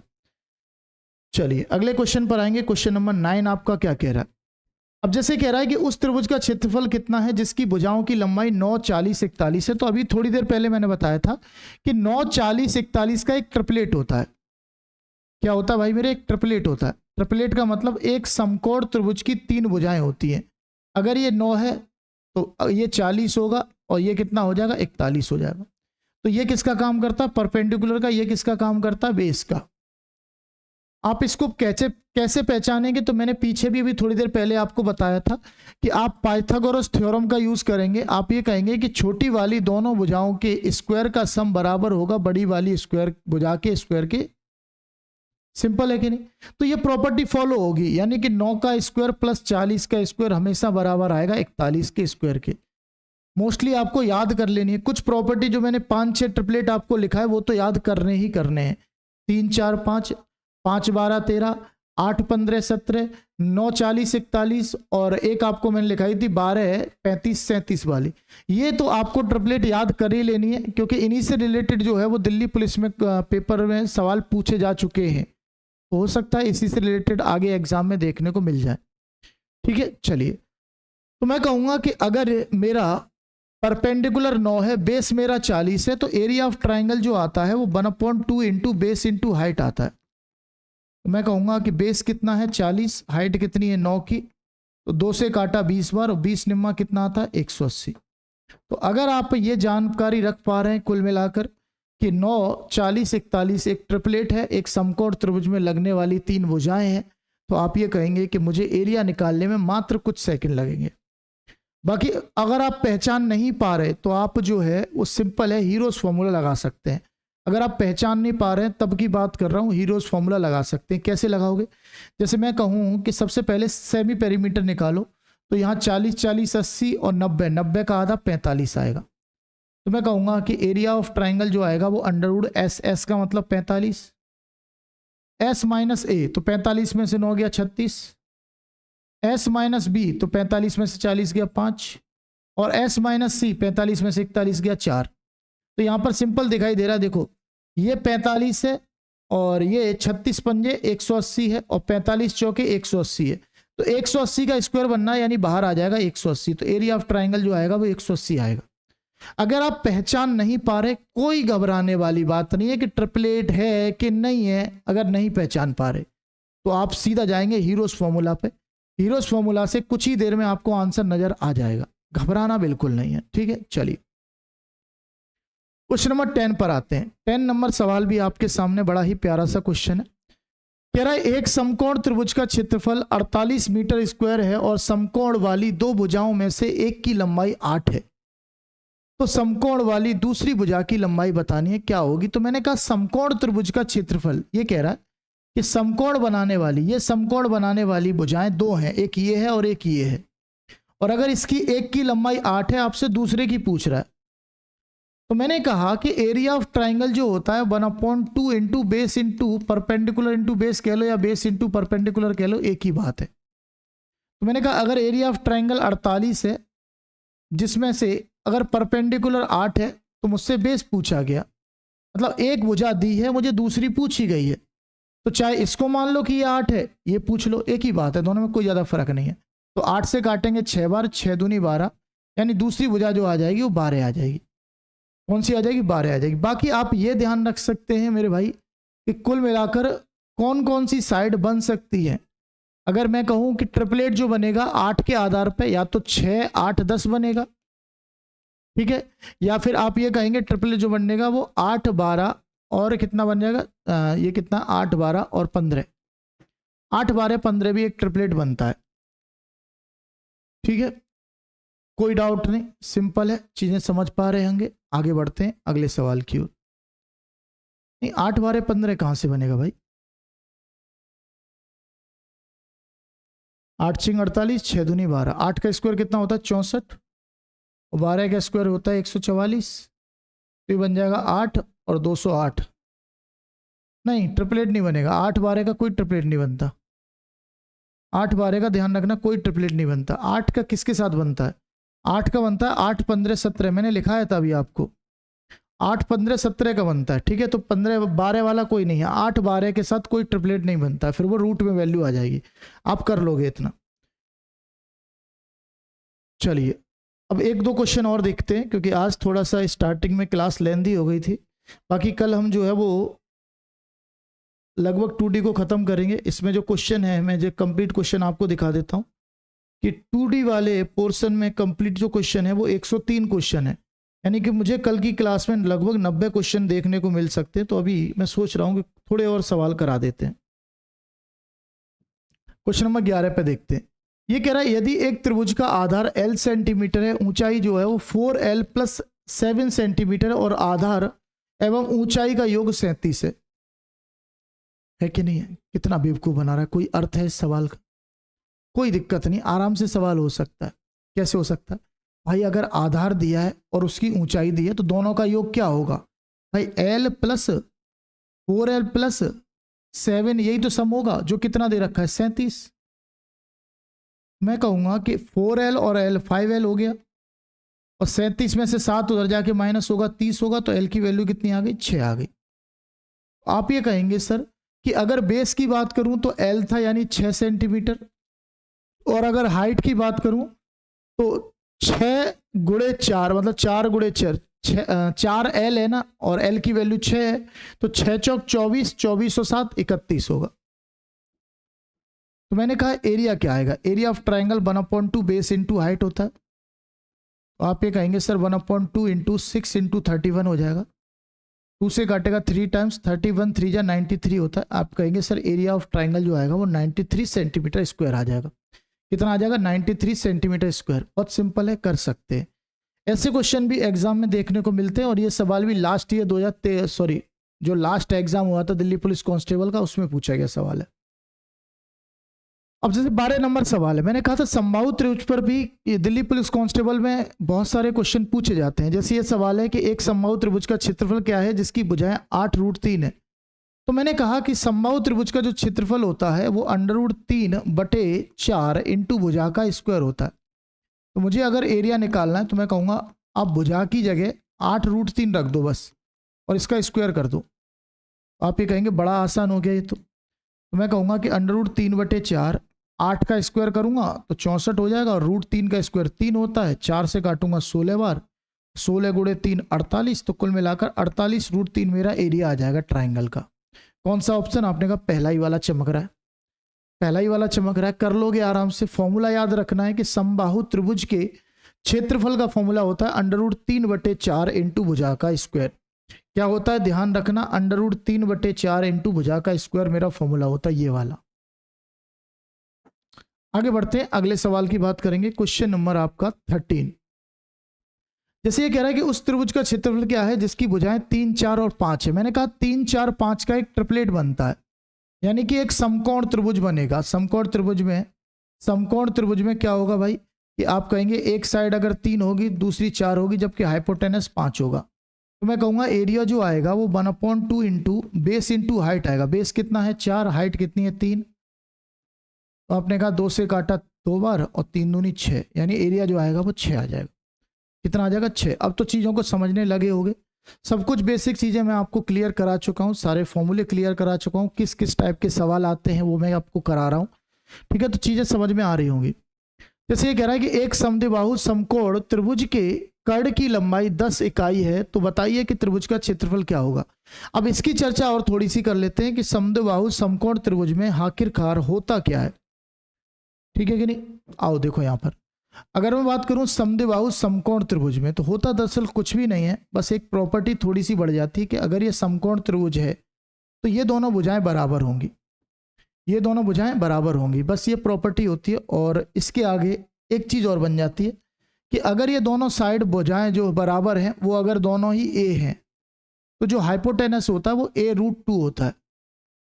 हाइपोटेनस जो होता है वो a√2 हो जाता है। सिंपल है कि नहीं? और जबकि एरिया जो होता है, एरिया वो 1/2 इंटू ए का स्क्वायर हो जाता है। 1/2 इंटू ए का स्क्वायर हो जाता है। बस इतनी सी प्रॉपर्टी है और कुछ भी एक्स्ट्रा नहीं है समद्विबाहु समकोण त्रिभुज में। तो अगर इसका हाइपोटेनस यानी कि कर्ड a√2 होता है, a√2 होता है, जिसकी वैल्यू कितनी दी हुई है, 10 दी हुई है, तो आप a का मान निकाल सकते हैं, 10/√2 आएगा, 10/2 आएगा। अगर मुझे एरिया निकालना तो केवल वैल्यू को यहां पर पुट करना है कि एरिया जो आएगा वो 1/2 इंटू 10/√2 का स्क्वायर आएगा। तो 10 का स्क्वायर 100 होता है, √2 का स्क्वायर 2 होता है, तो 2 दूनी 4 आएगा, और 4 से जब 100 को काटूंगा तो कितना आंसर आ जाएगा, 25 आंसर आ जाएगा। यानी एरिया ऑफ ट्राइंगल जो आएगा वो 25 आ जाएगा। समझ में आ गई बातें? तो कभी भी अगर समकोण समद्विबाहु त्रिभुज की बात करता है तो समद्विबाहु समकोण त्रिभुज में ये दोनों भुजाएं अगर ए और ए होंगी तो उसका हाइपोटेनस जो होगा वो a√2 हो जाएगा। बस इतनी सी प्रॉपर्टी है। क्वेश्चन नंबर 15 की बात करते हैं। अब जैसे कह रहा है कि उस त्रिभुज का क्षेत्रफल जिसकी भुजाएं 6, 8 और 10 है, तो मैंने कहा 6, 8, 10 वाली तीनों भुजाएं ट्रिपलेट बनाएंगी। 6, 8, 10 का एक ट्रिपलेट बनता है, यानी एक समकोण त्रिभुज की 3 भुजाएं होंगी, 6, 8 और 10। तो अगर मुझे इसका एरिया निकालना है तो मैं कहूंगा 1/2 इंटू बेस कितना है 8 और हाइट कितनी है 6, तो 2 से काटा 4 बार, 6 चौक 24, तो एरिया ऑफ ट्राइंगल जो आएगा वो 24 आ जाएगा। अब बहुत आसानी से चीज़ें समझते जा रहे होंगे, इसलिए मैं थोड़ा सा स्पीड बढ़ा रहा हूँ। बहुत सारे क्वेश्चंस करने हैं, उन सभी क्वेश्चंस को करना है जो आपके एग्जाम में आ सकते हैं, सारे के सारे क्वेश्चन करेंगे। जैसे सवाल है कि उस समकोण त्रिभुज का क्षेत्रफल ज्ञात करें जिसकी ऊंचाई उसके आधार से 7 सेंटीमीटर कम है और इसका कर्ड कितना है, 17 है। तो मैंने कहा 17 अगर कर्ड है, सिंपल समझना, अभी मैंने थोड़ी देर पहले आपको चीजें बताई, जितने मैंने आपको ट्रिपलेट बताए आप उन्हीं को याद कर लेंगे, सब कुछ हो जाएगा। अब मैंने कहा 17 अगर कर्ड है तो 17 कर्ड जो होता है उस 17 के आधार पर 2 ट्रिपलेट बनते हैं, एक 15 के साथ बनेगा और एक 8 के साथ बनेगा, यानी 8, 15, 17 का ट्रिपलेट बनता है। तो आपको यह देखना है कि इन दोनों भुजाओं का अंतर क्या 7 के बराबर है, जैसा ये कह रहा है। तो आपने कहा जी सर, 15 और 8 का अंतर भी 7 के बराबर है। समझ में आ गई बातें? अब ये चीजें आपको एज्यूम करनी है, वहां पर निकालने नहीं जाना। कुछ बच्चे ऐसा करेंगे, कुल मिलाकर मान लिया कि अगर उसका हाइट जो है h है, तो उसका जो बेस होगा, बेस जो होगा उसके हाइट से 7 कम होगा, तो वो कहेंगे ये एक ट्राइंगल है, ये अगर h है तो ये जो होगा वो h-7 होगा और ये कितना होगा, 17 होगा। फिर इसमें पाइथागोरस थ्योरम लगाएंगे और उसमें से h निकालने की कोशिश करेंगे। h निकालने के बाद में फिर वो जाकर एरिया निकालेंगे। लेकिन मैं कहूँगा ऐसा करना ही क्यों है, मैंने बताया कि 17 अगर कर्ड दिया हुआ है तो 17 के साथ ट्रिपलेट बनेगा 8, 15, 17 का। तो अगर एक भुजा 8 है, दूसरी 15 है, तो तीसरी 17 होगी। तो आपको अगर कोई डाउट है तो ये चेक कर लो कि क्या इन दोनों साइड का अंतर जो है वो क्वेश्चन के अकॉर्डिंग है। तो मैंने कहा इनका अंतर 7 है जो क्वेश्चन के अकॉर्डिंग दे रखा है, यानी मेरा ट्रिपलेट एकदम फॉलो हो रहा है। तो मैं कहूंगा इसका एरिया क्या होगा, एरिया बराबर 1/2 इंटू बेस कितना है, तो मैंने कहा 15 बेस है, और हाइट कितनी है, तो 8 हाइट है। तो मैं 2 से काटूंगा 4 बार, 15 चौके 60, यानी मेरा एरिया ऑफ ट्राइंगल जो आएगा वो 60 आ जाएगा। समझ गए चीज़ों को? थोड़ा सा घुमा फिरा के एग्जाम में पूछता जरूर है, लेकिन कुछ ऐसा नहीं पूछता जो आप कर ना पाओ। बस एक बार पढ़ लो और छुटकारा पाओ, नंबर ले आओ पूरे। ठीक है भाई, चलो 17 नंबर सवाल की ओर बात करेंगे। अब जैसे कह रहा है कि उस त्रिभुज का क्षेत्रफल ज्ञात कीजिए जिसकी भुजाएं जो है वो 5, 6 और 8 है। तो 5, 6, 8 जो है ये ट्रिपलेट नहीं बना रहा। 5, 6, 8 का हमने कोई ट्रिपलेट पढ़ा ही नहीं है। हमने पढ़ा 3, 4, 5 का, हमने कौन सा पढ़ा, हमने पढ़ा 5 और इसका 5, 12, 15 का पढ़ा। हमने पढ़ा 8 के साथ में किसका बताया था मैंने, अभी 8 का, 15 का, 17 का बताया था मैंने। इसके साथ बाद मैंने बताया था कि 6, 8 और 10 का ट्रिपलेट होता है। तो यहाँ पर ये ट्रिपलेट बनते ही नहीं है भाई मेरे। तो मैं कहूँगा कि ये एक विषम बाहु त्रिभुज है जिसकी तीनों भुजाएं अलग अलग है। और विषम बाहु त्रिभुज के एरिया का फॉर्मूला मैंने बताया कि हीरोज फॉर्मूला से आप आंसर निकाल सकते हैं। हीरोज फॉर्मूला से आप एरिया निकाल सकते हैं। तो कैसे निकालेंगे, आइए। सबसे पहले हीरोज फॉर्मूला क्या कहता है? हीरोज फॉर्मूला कहता है कि एरिया ऑफ ट्राइंगल बराबर under root S, S minus A, S minus B और एस माइनस सी होता है। ठीक है, चलो कोई दिक्कत नहीं। तो मैंने कहा एस क्या है, तो मैंने कहा एस जो है वो सेमी पेरीमीटर है, अर्ध परिमाप है, मतलब तीनों भुजाओं के योग का आधा है। तो तीनों भुजाओं का योग कितना है? तो 6 और 5 11, 11 और 8 19। तो एस की वैल्यू जो है वो 19/2 है। एस की वैल्यू जो है वो 19/2 है। तो यहां पर बहुत टफ आ रहा है थोड़ा भाई, पॉइंट वन टर्म वैल्यू चली जा रही है। तो ये वैल्यू तो पॉइंट वन में जा रही है भाई। चलो देखते हैं, कोई दिक्कत नहीं, बहुत दूर दूर है तो कर लेंगे आराम से। तो मैंने कहा कि अगर मैं एरिया ऑफ ट्राइंगल निकालता हूं तो मैं कहूंगा एस की वैल्यू 19/2 है, और 19/2 में से जब मैं 5 घटाऊंगा तो ये 9/2 आएगा, और 19/2 में से 6 घटाऊंगा तो ये 7/2 आएगा, और 19/2 में से 8 घटाऊंगा तो ये 3/2 आएगा। ठीक है, कर तो लोगे इतना, तो कोई दिक्कत नहीं। 2 दूनी 4 दूनी 8 दूनी 16, 16 का मतलब 4 बाहर आ जाएगा, 9 का मतलब 3 बाहर आ जाएगा। तो अंदर क्या बचेगा? तो 3/4 तो बाहर आ ही गया, कोई दिक्कत नहीं। अंदर क्या बचा? तो अंदर मेरे भाई सिंपल सा बच गया कि मैं पूरा ही कर लूं इसको। अंदर ये बचेगा कि 7 या 21, 21 गुणे 19 जो होता है वो 399 होता है। ठीक है, कितना होता है? 399। तो मैं क्या करूंगा, मैं अप्रोक्स में मान लेता हूं कि ये 400 है। 400 का मतलब 20 बाहर आ जाएगा। कितना है? 20। 20 का मतलब 4 पंजे 20, 5 तिया 15, यानी जो आंसर होगा वो 15 से कम होगा। 15 से कम एक ही ऑप्शन है। ठीक है, 15 से कम जो है वो थोड़ा सा कम होगा, ज्यादा कम नहीं होगा। मैंने कहा 399 आ रहा है अंडर रूट में, और जबकि 400 जो होता है वो 20 का स्क्वायर होता है। तो मैंने 20 अप्रोक्स 20 मान लिया। मैं 4 से काटा 5 बार, 5 से काटा 15, तो मेरा जो भी आंसर आएगा वो 1500 से थोड़ा कम आएगा, क्योंकि मैंने 400 मान लिया, 399 से थोड़ा ज़्यादा मान लिया। तो आंसर मेरा 15 से थोड़ा कम आएगा, और एक ही ऑप्शन था जो आप क्लियरली कह सकते थे यही करेक्ट हो जाएगा। तो ऐसे क्वेश्चन भी एग्जाम में देखने को मिलते हैं बाकायदा। चलिए क्वेश्चन नंबर 18 की बात करेंगे। अब ये कह रहा है एक त्रिभुज की अंतः त्रिज्या। तो अब ये त्रिज्याओं के ऊपर सवाल की बात कर रहा है। तो अब हम इसको जो है ये कंसेप्ट को कल करेंगे। एक समबाहु त्रिभुज की प्रत्येक भुजा 1 आई है, इस त्रिभुज की ऊंचाई ज्ञात कीजिए। तो ये तो मैंने फॉर्मूला बताया कि अगर समबाहु त्रिभुज के साइड दे रखी है तो उसकी जो हाइट होगी वो √3/2 इंटू साइड होगी। तो कौन सा ऑप्शन है? √3/2 इंटू साइड, ये गया आंसर। √3/2 इंटू साइड, यानी कि सी ऑप्शन करेक्ट है। सिंपल है, तो फॉर्मूला बेस्ड सवाल था। अब ये आपके लिए होमवर्क हो जाएगा। ये आपके लिए क्या हो जाएगा? होमवर्क हो जाएगा, क्योंकि ऐसे क्वेश्चन मैंने बहुत सारे आपको करा दिए। 3 साइड कह रहा है 24 है, 17 है, 9 है। तो मुझे ये देखना है कि क्या ये ट्राइंगल जो है ये एक राइट एंगल ट्राइंगल है या फिर ये विषमबाहु त्रिभुज है, यानी स्केलेन ट्राइंगल है। तो आप करेंगे क्या कि अगर आपको शक है तो आप इन दोनों के साइड के स्क्वायर को चेक करेंगे क्या स्क्वायर के बराबर है। बेसिकली 9, 17, 24 का मैंने तो अभी तक नहीं पढ़ा है, तो आप कहेंगे सर नहीं पढ़ा तो होगा नहीं ना। वैसे चेक करना चाहो कर सकते हो। 17 का स्क्वायर जो होता है वो 289 होता है, जबकि 9 का स्क्वायर 81 होता है।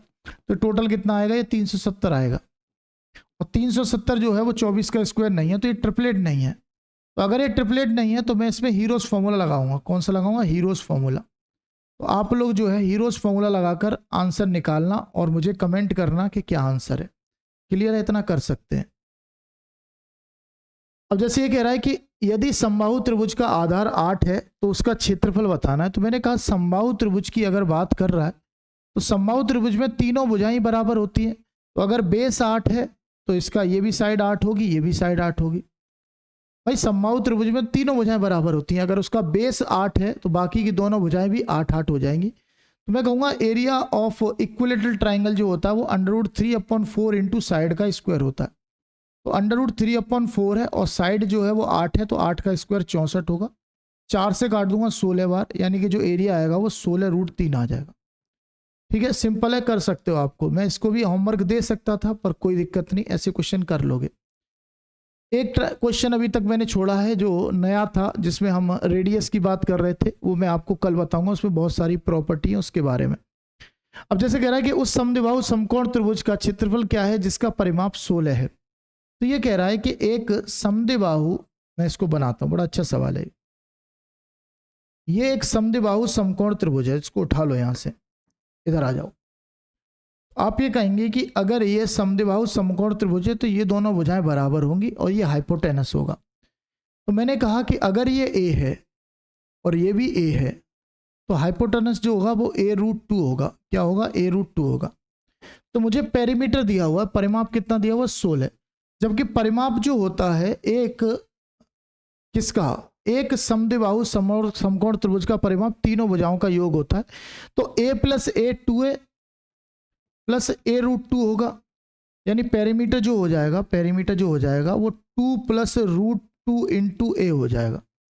अब इसकी वैल्यू दी हुई है आपको 16, तो 16 जो मान है वो 2 + √2a का मान है। तो साइड जो आएगी वो 16/2 + √2 आ जाएगी। आएगी कि नहीं आएगी? आपने कहा जी सर आती हुई नजर तो आ रही है। तो मुझे इसका क्या बताना था? एरिया बताना था, एरिया। तो एरिया के लिए इसको थोड़ा सा हम सॉल्व कर लेते हैं कि अपॉन में अगर कभी भी रूट आ रहा है तो आप इसके कंजुगेट का मल्टीप्लाई ऊपर नीचे कर सकते हैं। तो ये क्या बन जाएगा? ये बन जाएगा 16 × 2 - √2 upon a + b a - b, तो a² - b², तो 2 का स्क्वायर 4, √2 का स्क्वायर 2, 2 आएगा, यानी कि ये बन जाएगा 8 × 2 - √2। ये वैल्यू इसकी साइड की आ जाएगी। किसकी आ जाएगी? ये वैल्यू इसकी साइड की आ जाएगी। तो अगर मुझे साइड की वैल्यू पता है तो एरिया निकालना कोई बड़ी चीज़ नहीं है। एरिया आप आराम से निकाल सकते हैं। एरिया बराबर होता है √3 अपॉन, नहीं समद्विबाहु समकोण त्रिभुज है तो मैं कहूँगा 1/2 × साइड का स्क्वायर। अगर समद्विबाहु समकोण त्रिभुज है तो अभी मैंने बताया था कि एरिया जो होता है 1/2 × जो इक्वल साइड है उनमें स्क्वायर कर दो, बस इक्वल साइड का क्या हो जाएगा? स्क्वायर हो जाएगा। तो मैंने कहा 1/2 तो है ही, और इसका स्क्वायर 8 का स्क्वायर होगा 64, और 2 - √2 का स्क्वायर हो जाएगा। ये कितनी बार कटेगा? 32 बार, यानी बाहर 32 आएगा। बाहर 32 आ रहा है तो 32 ये हो सकता है क्या? मैं सॉल्व भी कर लेता हूं क्योंकि ये स्क्वायर करने पर वैल्यू चेंज हो सकती है। इतने में हो जाएगा, कोई दिक्कत वाली बात नहीं। मैंने कहा 32 बाहर है, 2 का स्क्वायर 4 और √2 का स्क्वायर 2 माइनस के 8 √2 आ जाएगा। तो ये कुल मिलाकर हो जाएगा 32, और 6 माइनस के 8 √2 है। यहाँ से क्या कॉमन आ रहा है? मैंने कहा यहाँ से 2 कॉमन आ रहा है, 2 बाहर आ जाएगा, 32 दूनी 64 हो जाएगा। यहाँ बचेगा 3 - 4 √2। तो 3 - 4 √2 वाला तो कोई ऑप्शन ही नहीं भाई। मैंने कहीं गलती कर दी क्या? हाँ गलती कर दी मैंने गलती कर दी। मैंने ये गलती कर दी कि मैंने 4 को गुणा किया 2 से, जबकि 2 का गुणा करना था 2 से। तो ये आता 4 √2 है कि नहीं? अगर ये 4 √2 आ रहा है तो यहाँ कॉमन लेने पर केवल 2 बचेगा। 64 3 - 2 √2, यानी कि आप ये कहेंगे सर बी ऑप्शन सही हो जाएगा। 64 3 - 2 √2 मेरा आंसर सही हो जाएगा। ठीक है, बाकी हम कल करेंगे। अब थोड़ा सा समय ज़्यादा हो गया और आज क्लास भी थोड़ी लेट हो गई। अब ये क्वेश्चन कर लोगे, समबाहु त्रिभुज का क्षेत्रफल ज्ञात करना है जिसकी भुजा इतनी है, तो ये होमवर्क है, कर लेना खुद। ऐसे क्वेश्चन बहुत सारे मैंने करा दिए हैं, ये मैं कल कराऊंगा आपको। ठीक है, एक क्वेश्चन मैंने पीछे भी छुड़वाया, वो भी मैं कल कराऊंगा। बाकी ये कह रहा है एक समद्विबाहु त्रिभुज का असमान लंबाई वाली भुजाएं 16 और 15 हैं, तो त्रिभुज का क्षेत्रफल बताना है। तो आपका आंसर आएगा 50 गुणे कितना हो जाएगा? 8, 8 × 5 = 40। ठीक है ना, समद्विबाहु त्रिभुज का असमान लंबाई वाली भुजाएं 16 और परिमाप, अच्छा परिमाप इसका 50 है। ठीक है, तो इसको भी कल करा दूंगा। बेसिकली है कुछ नहीं, ये कह रहा है कि अगर समान लंबाई वाली भुजाएं 16 है, यानी ये 16 है तो ये भी कितनी है? 16 है, जबकि पेरीमीटर 50 है तो ये 32 होगा, तो ये 18 हो जाएगा। ठीक है, तो इसको आप कर सकते हो। इसका एरिया बताना है, तो एरिया मैंने बता ही दिया कि b/4 √4a² - b² मेरा आंसर होता है। इससे आप एरिया निकाल सकते हैं। ठीक है, बाकी कल करेंगे हम क्लास को। आज थोड़ा सा जो था वो ऑफलाइन में भी काफ़ी मशक्क़त हो गई, ऑफलाइन में भी काफ़ी क्लास लेनी पड़ी। इस चक्कर में आज थोड़े मैं कम सवाल करा रहा हूँ, और जितने भी अच्छे अच्छे सवाल हैं वो हम कल करेंगे अब। और कल लगभग जो है 70-75 क्वेश्चन करके पूरी 2D ख़त्म करेंगे, क्योंकि हमारा टारगेट 2 दिन का था जिसमें पूरी 2D कंप्लीट करनी थी। तो कल जुड़ना मत भूलिएगा। तब तक ये कहना चाहूँगा कि जो भी दोस्त आपके दिल्ली पुलिस कांस्टेबल की तैयारी कर रहे हो, उन सभी को जोड़िए, लाइए, उन्हें बताइए कि यहाँ पर ऐसी चीज़ें सिखाई जा रही हैं जो एग्ज़ाम में पूछी जाती हैं। और अगर जो डायरेक्ट एग्ज़ाम में पूछे जाने वाली चीज़ें आप सीख लेंगे तो पेपर में आप डायरेक्ट कुछ ही सेकंड में कर सकते हैं। वहाँ पर आपको ये नहीं मिलेगा कि अरे ये तो नया टाइप का सवाल आ गया, ये मुझे आता ही नहीं है।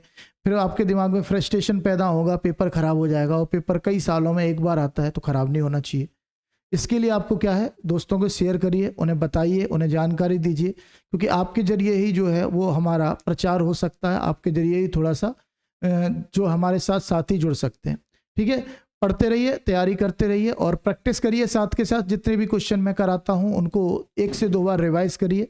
ठीक है, अगली क्लास में मिलेंगे, तब तक बाय बाय, जय हिंद, जय भारत।